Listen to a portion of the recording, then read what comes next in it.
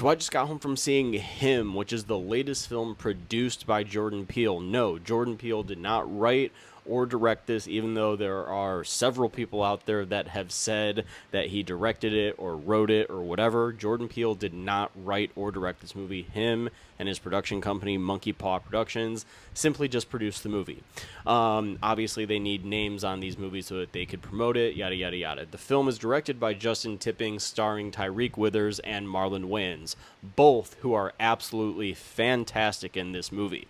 This is definitely an odd film because if you don't like Ari Aster's Midsummer, I don't know how you're going to feel about this movie. But this movie focuses on a young quarterback named Cameron Wade who ends up getting invited by a quarterback, a superstar named Isaiah White, to train with him because essentially Isaiah White wants Cameron to take over his spot on his football team in the league when he is set to retire after his upcoming final season. When Cameron arrives, there tends to be darker shit that Isaiah is involved with because he suffers a major injury that you're going to witness in the very beginning, which is quite dang brutal to kickstart the movie. Nothing that you haven't seen before in horror, but that's what kind of kicks off the plot. And from there, Marlon Wayans and Tyreek Withers is really, really good together. I really like their dynamic. You could tell that they work very well together.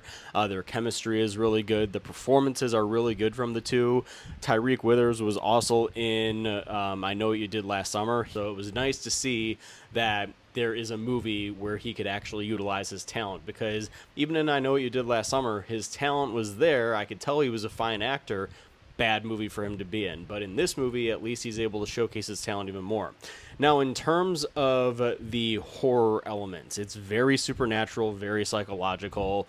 There are moments where you're going to be like, what the hell was that, yada yada yada. That's where the Midsummer elements comes into the movie. I'm not going to spoil it, of course, but it's just one of those very weird horror movies where I think that you're either really, really going to like or just you're really not going to like. There are moments of this movie that I very much enjoyed. However, I do feel like that I really wanted to like it more than I did overall. And that's what disappoints me, because it's like I was so invested for, the first act, and then some weird stuff started happening, and then I was a little bit more invested.